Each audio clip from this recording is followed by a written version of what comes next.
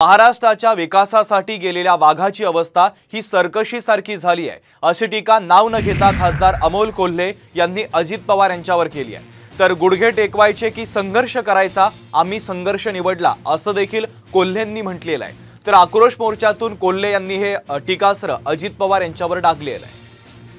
जेव्हा सर्कशीमध्ये रिंग मास्टरच्या इशाऱ्यावर वाघ कसरती करतो ना, तेव्हा काळजाला घर पडतात की अरे ज्या वाघावर मी जीवापाड प्रेम केलं त्याला रिंग मास्टरच्या इशाऱ्यांवर चालावं लागतं। एक तर मी पुन्हा येईन म्हटलं ना का 2.5 वर्षांनी येता येते, 2.5 वर्षांनी आल्यानंतर ते बी अर्धच येता येते आणि 2.5 वर्षांनी आल्यानंतर अर्ध झाल्यानंतर थोड्या दिवसांनी त्याच्या बी अर्ध होतंय।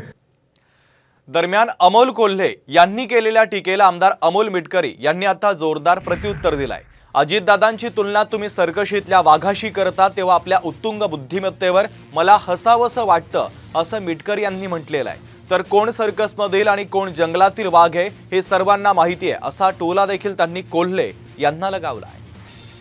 कोल्हे साहेब आपल्यासारख्या अतिसामान्य माणसाला शिरूरमध्ये निवडणूक लढवायला लावत तिथे वाघ बनवणाऱ्या अजितदादांवर ज्यावेळेस काटेवाडीमध्ये जाऊन तुम्ही सर्कशीच्या वाघाशी तुलना करण्याचा प्रयत्न करता तेव्हा खरंच आपल्या उत्तुंग व्यक्तिमत्व आणि उत्तुंग बुद्धिमत्तेवर मला हसावंसं वाटतंय। या देशात, या महाराष्ट्रात विकासाचा वादा अजितदादा आहेत, पण आपल्याला आणि सन्माननीय वंदनीय सुप्रियाताईंना दोन्ही खासदारांना मिळून जर संघर्ष यात्रा काढावी लागत असेल आणि लोकसभेच्या तोंडावर इतकं पळावं लागत असेल तर हेच दादाचं वेगळेपण आहे की दादांनी तुम्हाला कामाला लावलंय।